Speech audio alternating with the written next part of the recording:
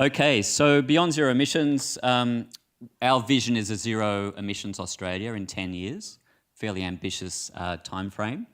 And we've done various reports across energy, buildings, transport, land use to show how this technical transition can occur. And our most recent report is Australia as a renewable energy superpower, which I'll be talking about. So along the way, we've had to bust various myths around renewable energy. So the Stationary Energy Plan, which we put out about 5 years ago now, was really dealing with a number of myths. Renewables don't work when the sun doesn't shine and the wind doesn't blow. You've heard it from the former Prime Minister. 100% renewables isn't technically possible. Renewables can't provide baseload power. So this report really dealt with all of those myths, which are now busted. The Buildings Plan followed soon after, where we showed that we can have all of Australia's buildings, our residential, commercial and retail buildings, being zero energy consumers. And again, a number of myths that we've had to bust. First one, high efficiency electrical appliances powered by solar can't meet all of our building energy needs. Gas is as good as solar. We've seen the gas industry coming out with statements like this just in the last few weeks. Desperate, they're seeing everyone flood to solar and they're going, wow, we better get part of that action. Gas is as good as solar. There's no such thing as zero emissions building. So this Buildings Plan, again, really busted a lot of those myths. Out of the Buildings Plan, we wrote a book called The Energy Freedom Home. So through 9 easy steps, 8 of those steps being energy efficiency, so reduce your energy consumption. Then you put rooftop solar, go no gas, and you have a zero emissions home costing nothing to run. You can wipe out your energy and gas bills in 9 easy steps. If you want more information, we've got a website, energyfreedom.com.au. So why the Renewable Energy Superpower plan, and what are the myths we've been trying to bust with this plan? So you've all heard coal is good for humanity.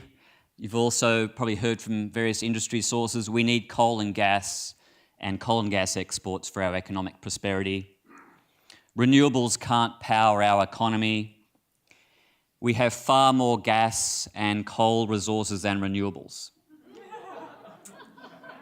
Exactly.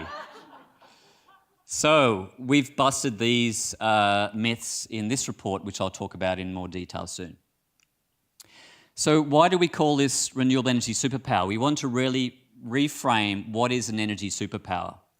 We wanted to reframe the debate around fossil fuels being central to our economic prosperity. We also wanted to reframe the debate around decarbonisation, being a threat to our economic prosperity. In fact, through this report, we've shown that decarbonisation is actually in Australia's economic interests, and that renewables actually can be the basis of an energy superpower status. Out of Paris, we've seen amazing things around 100% renewables and zero emissions. We've had 1,000 mayors commit to 100% renewable energy. We've now got 100% renewables being the new normal. Zero emissions, even Greg Hunt is using the words zero emissions. Maybe not in the time frame that we want, but he's still talking about net zero emissions. So this is now, these terms which were probably very radical 5 years ago, 100% renewables and zero emissions, are now very much in the mainstream. So let's make the most of it. As a climate movement, we should all be pushing for 100% renewables. As a climate movement, we should all be pushing for zero emissions. If this is in the mainstream language and the climate movement wants to stay ahead of the pack, then that's certainly what we'll be advocating. So a bit about the report. It's structured, and the rest of the presentation is into 5 areas. Our global energy resource, opportunities in the energy transition, which is unfolding rapidly, our Australian renewable energy resource capability, our fading fossil energy advantage, which we've thrived on over the last number of decades, but it's rapidly disappearing, and then what we need in terms of energy reform to really make the most of this advantage. So we've got a bit of a chart in our report. Australia consistently ranks in the top 3 of countries around the world with top renewable energy resources, whether it's in terms of energy production potential per square kilometre, energy production potential from total land use, energy production potential from unutilised land area, energy production potential from rural land area. All consistently, Australia ranks in the top 3 of countries globally. This slide shows you how we are rapidly, and we need to rapidly, make this transition to zero emissions. And we've had this fossil era of energy production and supply and demand. Now we're moving rapidly into what we're calling the renewable energy era. And as this transition occurs, there'll be enormous opportunities in terms of clean energy, renewables, energy efficiency, attracting emissions-intensive trade-exposed industries to Australia. In a decarbonised world, countries which have vast, cheap, clean renewables will be the superpowers of the future. So the transition will involve large-scale investment in renewable energy and efficiency. The IEA and others have done a lot of studies on what is the market for clean energy and energy efficiency equipment, and the value that's been placed on that. 48 trillion US dollars globally in a conservative scenario, and 53 trillion in the Greenpeace's rapid emission reduction scenario. So what the IEA have done in their World Energy Outlook is they've outlined a number of different scenarios, new policies, a 450 parts per million scenario, and then also we've modelled the Greenpeace renewable energy scenario. So of the investment that's going to be made in clean energy and energy efficiency equipment, 50% of that is in renewables and energy efficiency, and notably 1 to 2% is in coal. This slide shows you our rapidly disappearing fossil energy advantage, where in the past we've exported oil, we've exported coal, we've exported gas. What we're seeing rapidly is a transition where our imports of oil and the value of that is rapidly overtaking the value of the exports from coal and gas. So we're now moving away from being a fossil economy, a backward economy, into a renewable energy economy. We also modelled the potential for renewables and the vast renewable energy resource in this country. We were very, very conservative in our estimates.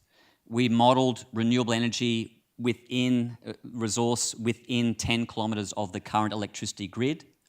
We also took out urban areas from that modelling. We took out restricted land, and we took out grid catchment areas. And what we ended up with is the following statement, which is a very powerful one, and we're hoping that you will share this far and wide, that we have more renewable energy resource in Australia, even with that very conservative analysis, than coal, oil and gas and nuclear combined. Woohoo! Exactly. So, as I mentioned, very, very conservative modelling. This can be pulled apart, and the figures will still be very, very robust. So, great outcome from that report. As I mentioned, the market for emissions-intensive, trade-exposed sectors in the global economy is huge. The value is $2.3 trillion per year. In a decarbonised world, which is what we will have to head to if we're going to meet 1.5 degrees Celsius or 2 degrees Celsius in terms of warming, the countries with clean, vast renewable energy resources will be the economic superpowers and the energy superpowers of the future, and will essentially attract those industries to Australia. We also looked at this report. We hear time and time again, renewables are responsible for, the rise in electricity prices, and Jess gave a fantastic analysis of network and other costs here. We had a process through the 2000s and the late 1990s of a process called energy market reform. This process was supposed to lead to a more efficient market for cheaper power prices for consumers. And this slide shows you the prices of energy for electricity for industry and households through that national energy market reform period and prior. What's most interesting is once the national energy market reform process finished, look what happened to electricity prices. And that's even prices going down through the carbon price period. Once the carbon price was actually in place, prices went down. So energy market reform has not delivered on what it set out to achieve. It's a critical next step if we're going to get renewables into the market in a more rapid transition, if we're going to have lower electricity prices for all. And we really need to go back to the drawing books in terms of what energy market reform should be achieving. Through that period too, where Australia had very, very competitive international power prices, some of the lowest and certainly lower than the OECD average. Now in 2010, Australia went above the OECD average, and certainly not what we're expecting from energy market reform. So a key recommendation in this report is to go back to the books on what energy market reform should be achieving, and to really deal with what shouldn't have been an outcome of energy market reform. The other thing is we're pushing very hard for an electric economy. We've done a lot of analysis here showing how electricity delivers more value per gigajoule than gas and petroleum. And if we're going to have electric vehicles, if we're going to have solar, if we're going to have all of these things powered and being pure 100% renewable, zero emissions technologies, we need a grid that's based on 100% renewables, and we need as much energy coming from that grid powering as much of our energy system as possible, including as much on-ground transport like high-speed rail, electric vehicles, etc. We've got a range of recommendations in the report. I'm not going to go through them in detail because I think I've only got a minute left. If I haven't, what's the time there? 2 minutes? Okay, I'll go through some of them then. So we need to target a 100% renewable electricity grid in Australia. We need planning and policy in this country. It's not good enough for Malcolm Turnbull to make a grand statement and grand statements at Paris and come back and continue with business as usual. We need to rapidly change our planning and policy landscape in this country to be consistent with the temperature rises that were agreed in Paris, if not far, far lower. We certainly don't agree with a 2 degree rise. We believe we should be having a safe level of climate change, which is 0 degrees. All our business planning and strategy should factor in long-term implications of emission reductions to avoid investment lock-in, stranded assets, etc. And we should really be pumping up ARENA and the CFC, not challenging and not threatening it through legislation that still exists and still sitting there waiting for the Senate to debate for a second time. We should be promoting and facilitating energy efficiency programs, identifying and investing in energy efficiency and emission reduction opportunities, negotiating much more proactively in the international negotiations for more ambitious and faster decarbonisation. As we said, Australia will actually benefit from this.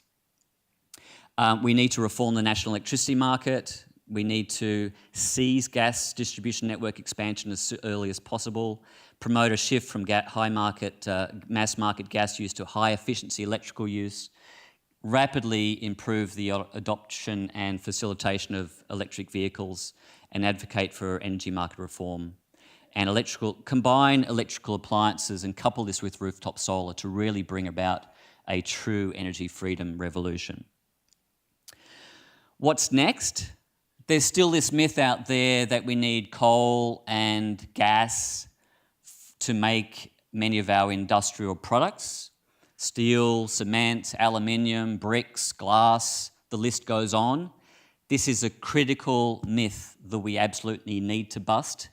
It's next on BZE's radar. This is our next big plan, our industrial processes plan. We don't need coal and gas to provide the high temperature steel. ARENA has started work in this area. Countries overseas have looked at this area. And so our next big plan will be the Zero Carbon Australia Industrial Processes Plan, which we will be commencing or aim to commence over the next 12 to 18 months. So please, if you want to be part of that, come and speak to me afterwards. If you want to be a volunteer assisting with that research, then I'm all ears. So that's it. Thanks very much for your time, and look forward to an exciting rest of the conference. Thanks.